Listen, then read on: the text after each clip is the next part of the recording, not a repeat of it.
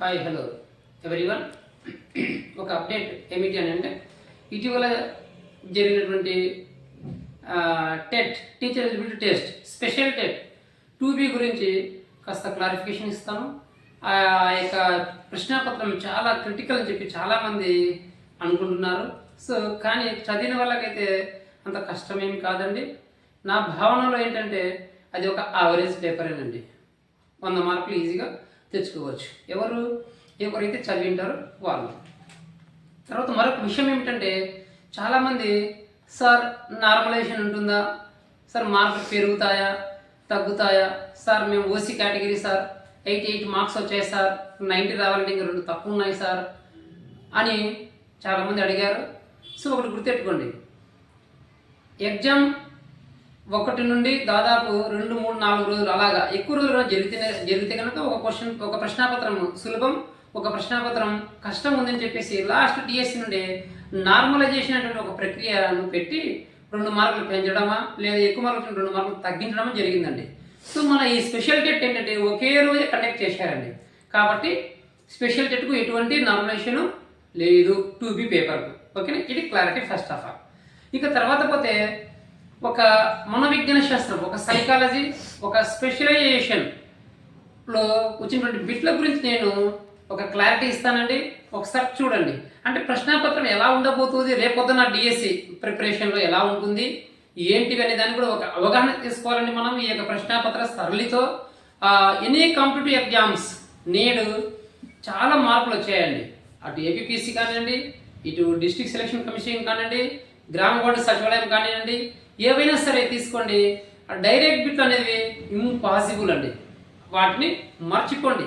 సబ్జెక్ట్ను ఆవలింపు చేసుకొని సవరణ ఏ కరెక్టా, సవరణ బి కరెక్టా, 2 బోత్ ఆర్ కరెక్టా, ఏది కాదు అంటే ఇటువంటి జోలికి ప్రశ్నాపత్రము సరళి వస్తుందండి. అంటే అప్పుడు ఏం చేసుకోవాలి, క్యాండిడేట్ ఖచ్చితంగా ఆ యొక్క సబ్జెక్ట్ మీద అవగాహనతో మొత్తం టెస్టింగ్ ఆఫ్ ప్రీవియస్ నాలెడ్జ్ ఒక టాపిక్, ప్రజెంట్ ఇన్ ఫ్యూచర్ ఏంటి ఆ యొక్క సబ్జెక్ట్లో అని దాని గురించి క్షుణ్ణంగా తెలుసుకొని ఉండాలండి పరీక్ష రాసేటువంటి అభ్యర్థి నేటి జనరేషన్ అండి.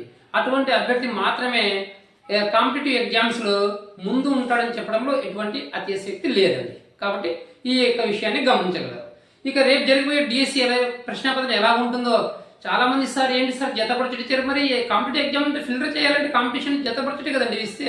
జతపరచడి ఇస్తేనే ఫిల్టర్ అవుతారండి. జతపరచడి ఇవ్వాలి. కానీ జతపరచడం అనేది మీరు అక్కడ మల్టిపుల్ చాయిస్లో 1 or 2ను కనిపెట్టినట్టయితే అవి కూడా ఈజీ అండి. అది ఎప్పుడు కనిపెడతాడో అభ్యర్థి ఎప్పుడైతే సబ్జెక్ట్ గురించి కూలంకషంగా చదివింటాడో అప్పుడు మాత్రమే చర్చిస్తాడండి. రైట్. సో మొన్న ఇచ్చినటువంటి 16వ తారీఖున జరిగినటువంటి స్పెషల్ టెట్ గురించి ఒకసారి అందులో సైకాలజీ బిఎడ్ సైకాలజీ పుస్తకం ఇచ్చామండి. ఆ యొక్క పుస్తకంలో ఏమేమి ఉన్నాయి ఏంటివి ఎక్కడ అడిగాడని చెప్పేసి ఒకసారి చదువుతాను చూడండి. సో ప్రజ్ఞా పరీక్షల పితామహుడు, సో ఆల్ఫ్రెడ్ బినెన్ అండి. ఇది డైరెక్ట్ పెట్టానండి. ఓకేనా. సైకాలజీలో ప్రజ్ఞా లబ్ధిలో ఉంటుందండి. అటు తర్వాత పోతే క్రష్మర్ మూర్తిమత సిద్ధాంతాలు ఉన్నాయండి, రూప సిద్ధాంతాలు ఉన్నాయి.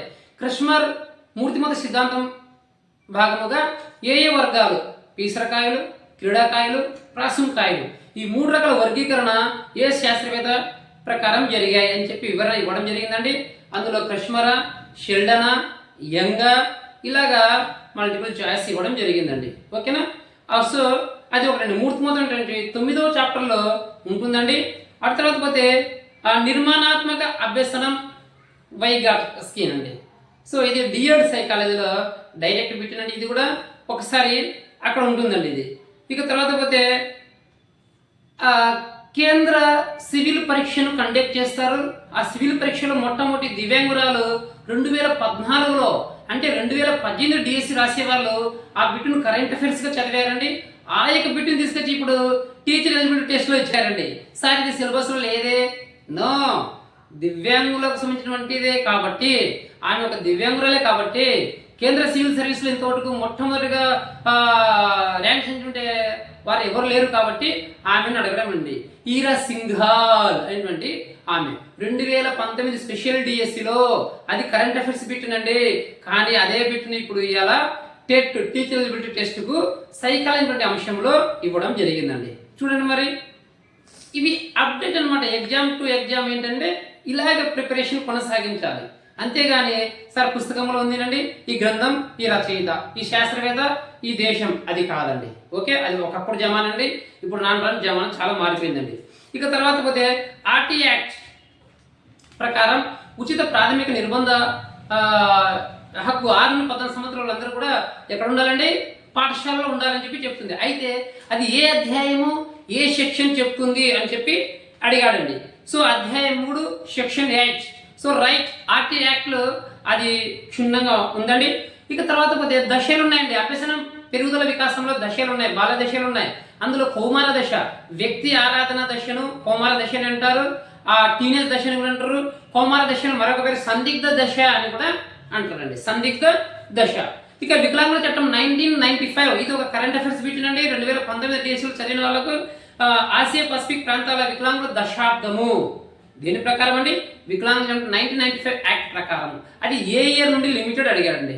1993 నుండి 2002 వరకు ఉంటుందండి అది. ఓకేనా, రైట్. ఆ తర్వాత అత్యధికంగా పురుషులకు సంబంధించినటువంటి ప్రభావం చూపేటువంటి ఒక డిజబిలిటీ ఉందండి.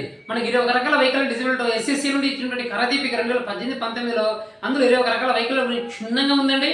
సో అందులో హిమోఫీలియా అనేటువంటి వైకల్యం పురుషులు ఎక్కువగా దీనికి వచ్చేటువంటి వైకల్యం అంటే ఇది. తర్వాత మెదడులోని చాలక వలయం పిరమిడ్ ట్రాక్స్ భాగాలు దెబ్బతినడం వల్ల సంభవించినటువంటి స్థితిని ఏమంటామంటే స్పాస్టిసిటీ, శారీరక వైకల్యం, సిపి, సెర్బల్ పాలసీ. ఇన్క్లూజ్ ఎడ్యుకేషన్, సహిత విద్య అనేటువంటి ఒక పుస్తకం ఉందండి. ఆ యొక్క పుస్తకంలో శారీరక వైకల్యం కారణాలు మరియు రకాలు, అందులో స్పాస్టిసిటీ అనేటువంటిది ఒకటండి, అది ఆ యొక్క పుస్తకంలో ఉందండి. ఇక తర్వాత పోతే విద్యార్థుల భావ వ్యక్తీకరణకు క్రింది వాటిలో ఏదేని అన్నాడు. సో ఇది కామన్ అండి. LSRW ఏంటండి, పఠనం, లేఖనం మరియు శ్రవణం అండి. ఓకే, వాటి మల్టిపుల్ చాయిస్లో మనం వెతులాడుకుంటే ఈజీగా జరిగేటువంటి ఆన్సర్ అండి. మరియు కేస్ స్టడీ అండి. కేస్ స్టడీ అభ్యసన వికాసం పెరుగుదలలో ఉంటుందండి. కేస్ స్టడీ ఉంటుంది. కేస్ స్టడీని చికిత్సా పద్ధతి అని కూడా అంటారండి, చికిత్సా పద్ధతి. రైట్, అది కూడా డైరెక్ట్ పెట్టానండి. తర్వాత పిల్లవాడు ఆడే ఆటల రకాలలో మేక్ ఇన్ బిలీవ్ అని నమ్ముతాడండి. అందులో ఉదాహరణ అడిగాడండి. ఇక్కడ పూర్వక్రమిత దశ అనేది ఒక దశ ఉంటుందండి. ఆ యొక్క దశలో పిల్లవాడు ప్రతి వస్తువును కూడా ప్రాణం ఉంది అని అనుకుంటుంటాడండి. అంటే ఇక్కడ ఏంటంటే పిల్లలు బొమ్మలతో మాట్లాడడం జరుగుతుందండి. పిల్లవాళ్ళు బొమ్మలతో మాట్లాడడం జరుగుతుందండి. ఇక తర్వాత జతపట్టడం, ఇందాక మాట్లాడుకున్నట్టు జతపట్టడం ఇవి ఇచ్చాడండి. వెరీ ఈజీ అండి. జతపట్టడం కూడా మనకు 1 or 2 కనుక దొరికితే కనుక మనం ఈజీగా గెస్ చేయొచ్చు అండి. సో అందులో సంజ్ఞానాత్మక వికాస సిద్ధాంతం, మనోసాంఘిక వికాస సిద్ధాంతం, నైతిక వికాస సిద్ధాంతం, మనోవిశ్లేషణ సిద్ధాంతం అండి. సో తెలిసినది మనో వికాస సిద్ధాంతం ఫ్రాయిడ్, నైతిక సిద్ధాంతం కోల్బర్గ్, మనోసాంఘిక సిద్ధాంతం ఎరిక్ ఎరిక్సన్, మరియు సంజ్ఞాత్మక వికాసం జీన్ పియాజే అండి. ఇది మ్యాథ్ ద ఫాలోయింగ్ అండి సైకాలజీలో. తర్వాత ప్రత్యేక అవసరాలు గల విద్య, జనరల్ సైకాలజీలో ఉన్నటువంటి 4వ చాప్టర్లో ప్రత్యేక అవసరాలు గల విద్యలో అభ్యసన వైకల్యాలు ఉన్నాయండి. డిస్ఫేసియా, అఫేసియా, అలెక్సియా, అగ్రాఫియా, పఠన వైకల్యాలు, భాషణ వైకల్యాలు, రాతపరమైన వైకల్యాలు మరియు గణితపరమైన వైకల్యాలు, ఇలా రకాలు ఉంటాయండి. వాటితో క్వశ్చన్ పేపర్ మొత్తం చెడు కూడా ఆడారండి. సో రాబోయే డిఎస్సిలో కూడా వీటి గురించే ఉంటుంది. ఈ చాప్టర్ని ఎక్కువ ప్రయారిటీ చేయాలి మనము. అందులో డిస్ఫ్రాక్సియా అది ఆ యొక్క విజ్ఞాన శాస్త్రం ఆ యొక్క 4వ చాప్టర్లో ఉండదండి. మనం ఇచ్చినటువంటి ఎస్ఎస్సి కరదీపికలో 2018-19 డౌన్లోడ్ చేసినటువంటి కరదీపికలో డిస్ఫ్రాక్సియా అనేది ఉంటుందండి, అక్కడ ఉంటుందండి. ఈ డిస్ఫ్రాక్షన్ ఏంటంటే కదలికలో అసమతుల్యతకు సంబంధించినటువంటి కృత్యంలో ఇబ్బంది పడడము పిల్లవాడు. సో ఇది మనము సైకాలజీలో ఉన్నటువంటి బిట్లు ఎక్కడ, ఏ పుస్తకము ఏంటి అనేసి ఒకసారి వివరణ ఇచ్చానండి, ఒకసారి చూడండి. సో ఈ చదివిన వాళ్ళు, ఆ పుస్తకం చదివిన వాళ్ళు, ఆ కరదీపికం చదివిన వాళ్ళు ఈ యొక్క ఆన్సర్లు అన్నిటి కూడా ఖచ్చితంగా చేయగలుగుతారండి. అందులో ఎటువంటి సందేహం లేదు. సో మెటీరియల్ తీసుకున్నాము, చదవకుండా ఉన్నాము అని అంటే దానికి ఎవరేం చేయలేమండి. ఇక తర్వాత పోతే స్పెషలైజేషన్ గురించి మాట్లాడదాం. ఫస్ట్ ఏంటండి ఆటిజం అండి. ఫస్ట్ స్పెషలైజేషన్ గురించి వెళ్దాం. ఆటిజం గురించి దాదాపు 9 బిట్లు అడిగాడండి. 9 బిట్స్ ఆటిజం గురించి. మనం అనుకున్నట్లు ఒక విభాగానికి 10 డిఎస్ఎల సిలబస్ ఏ విధంగా అయితే ఉంటుందో సో ఆ విధంగా న్యాయం చేశాడండి. ఆటిజం క్వశ్చన్ పేపర్ సెట్టింగ్లో ఆటిజం గురించి ఫస్ట్. సో ఆటిజం గ్రీకు పదం ఏంటంటే అర్థం స్వీయ, సెల్ఫ్. ఫస్ట్ బిట్ కష్టం అనేది లేదండి. ఆటిజం గురించి అది కూడా ఉందండి. ఆటిజం ఒక బ్లడ్ డిజార్డర్ అండి. ఇది ఒక బ్లడ్ డిజార్డర్, అది రెండండి. ఇక తర్వాత ఆటిజం నిర్ధారణ మాపనం ఈసా, ISAA ఈసా ఆటిజం అసెస్మెంట్ అండి. ఓకేనా, అది ఒక పరీక్ష అండి. ఆటిజం సాధారణంగా పిల్లవాడిలో ఏ వయసులో కలుగుతుంది? 3 సంవత్సరాలలో గుర్తిస్తగలుగుతామండి. 3 ఇయర్స్, 6 ఇయర్స్, 10 ఇయర్స్ అలాగే ఇచ్చాడు. 3 ఇయర్స్ అండి ఆటిజం. తర్వాత భాషణ అభివృద్ధిలో వెనుకబడి ఉండడాన్ని ఏమంటాము? అది కూడా ఆటిజమేనండి. అటు తర్వాత ఆటిజం మొట్టమొదటిగా ఉపయోగించినటువంటి వ్యక్తి లియో కానర్ అనేటువంటి వ్యక్తి ఆటిజాన్ని మొట్టమొదటిగా ఉపయోగం చేయడం జరిగిందండి. ఇక భావ వ్యక్తీకరణలో లోపం కూడా మాట్లాడలేడండి, ఆటిజమేనండి. ఇక తర్వాత ఆటిజం ప్రాథమిక లక్షణం సాంఘికను లేకపోవడం. సమాజంలో కలవడవాడు, పిలిచిన పలకడా పిల్లగాడు, తన లోకంలో తాను ఉంటాడు, ఒకే ఆటను పదే రిపీట్ చేస్తుంటాడు. తర్వాత ఆటిజం విభజన అండి. ఆటిజం రకాలండి, అంటే ఏం లేదు. ఆటిజం డిజార్డర్, రేట్స్ డిజార్డర్ మరియు ఆస్పిరెంట్స్ డిజార్డర్ అండి. ఈ 3 రకాలండి. అది ఇచ్చాడండి ఆర్డర్, రైట్. సో ఈ 9 అండి, ఈ 9 ఆటిజం గురించి అండి. ఓకేనా, ఇది చాలా ఈజీనండి, కష్టమైతే కానీ కాదు. అది కూడా మనం ఇచ్చినటువంటి ఆటిజం సహిత విద్యలో పుస్తకంలో వాటి గురించి క్షుణ్ణంగా ఉంది. ఆటిజం పిల్లవాడు, ఆటిజం యొక్క రకాలు, ఆటిజం లక్షణాలు అవేనండి అప్పుడు ఇచ్చింది కూడా. ఆటిజం లక్షణాల గురించి 4 ఇచ్చాడు. ఆటిజం గ్రీక్ పదం అయితే సెల్ఫ్ అని ఇచ్చాడు. ఆటిజం పరీక్ష ఒకటి ఇచ్చాడు. మరి ఆటిజం యొక్క విభజన అని ఒకటి ఇచ్చాడండి. తర్వాత అభ్యసన వైకల్యాలు డైరెక్ట్ పెట్టండి. అభ్యసనం 5వ చాప్టర్ B.Ed లో మనోవిజ్ఞాన శాస్త్రంలో తెలుగు అకాడమీలో అభ్యసనాన్ని మొట్టమొదటిగా షాముల్ కిర్క్ 1962లో ఇదినండి. ఆ తర్వాత రివిజువలైజేషన్ సమస్యలు ఏంటివంటే అవి రాతపరమైన సమస్యలు అండి. అభ్యసన వైకల్యాలు వస్తుందండి. ఇది 4వ చాప్టర్లో ప్రత్యేక అవసరాల విద్యలో B.Ed సైకాలజీలో, రైట్. సో వర్ణ మదింపు చేయడానికి ఒక పరీక్ష అండి, ఇసిహార పరీక్ష. వర్ణ అంధత్వం, విజువల్ ఇంపైర్మెంట్ వాళ్ళకనండి ఇది ఇషిహార పరీక్షనండి. ఓకే, ఇక తర్వాత ఇటీవల రైట్. సో ఇటీవల CABI వారి యొక్క సహకారంతో అందులో 20 క్రికెట్ మ్యాచ్ ఆతిథ్యం ఇచ్చిందండి ఒక దేశం. అది ఏ దేశం అంటే మన దేశమేనండి, ఇండియానేనండి. కాబట్టి అది ఒక కరెంట్ అఫైర్స్ పెట్టేలాగా. ఎక్కడైతే సైకాలజీలో ఇందాక ఏం చెప్పానండి, కేంద్ర సివిల్ పరీక్షలో మొట్టమొదటి దివ్యాంగురాలు ర్యాంక్స్ అయినటువంటి ఆమె ఈరా సింఘాల్. ఓకే, ఇది కూడా ఏంటంటే T20 అందులో క్రికెట్లో ఏ దేశం ఆతిథ్యం ఇచ్చిందంటే ఒక ఇండియా దేశమేనండి, రైట్. ఇక పునర్బలనాలండి. ప్రాథమిక పునర్బలనం, గౌణ పునర్బలనం, సాంఘిక పునర్బలనం, వాటిని కూడా మ్యాథ్ ద ఫాలోయింగ్ ఇచ్చాడండి. అది కూడా వెరీ ఈజీ. మాస్లో విశ్లేషణ సిద్ధాంతంలో కూడా ప్రేరణ చాప్టర్లో 6వ చాప్టర్లో ఉంటుందండి. తర్వాత ధ్వని ఉత్పత్తి ఒక సైన్స్ పెట్టిందండి.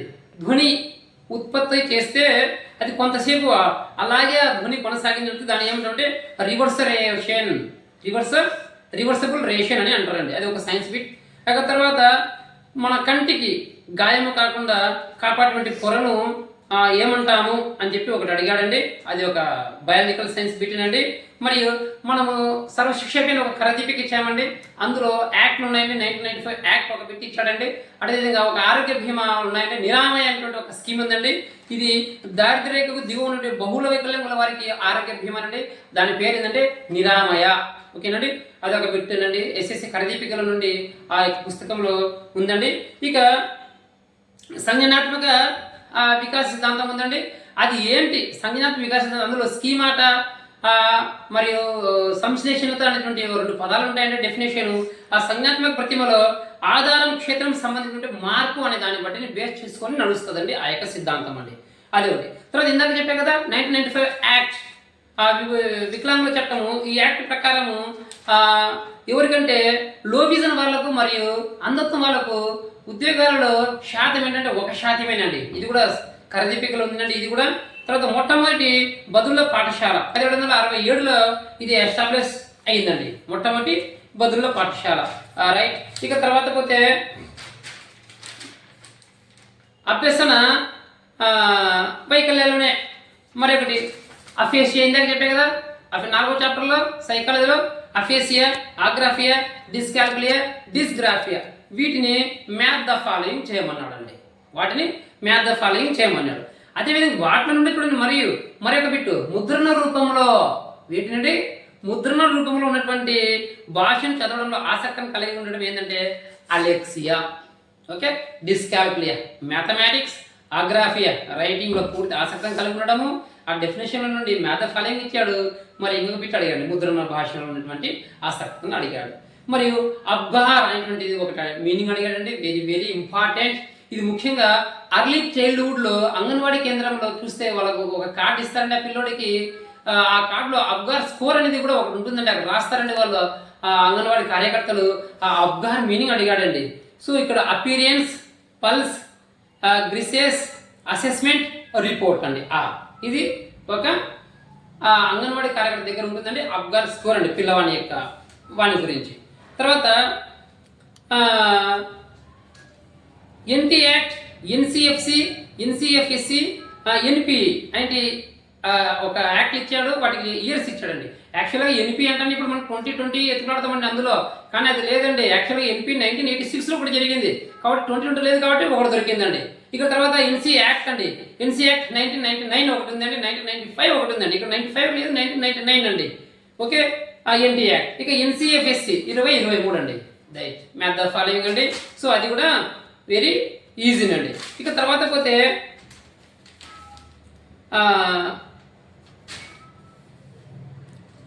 ఏంటివంటే హోమ్ బేస్డ్. ఎవరికి చేస్తామండి హోమ్ బేస్డ్?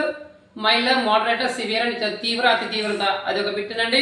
ఇక తర్వాత పోతే ఒక డైరెక్ట్ బిట్టునండి, అభ్యసనం గురించి అడిగాడు. అనుభవం, శిక్షణ ద్వారా ప్రవర్తన వచ్చే మార్పును ఏమంటామంటే అభ్యసనం అండి.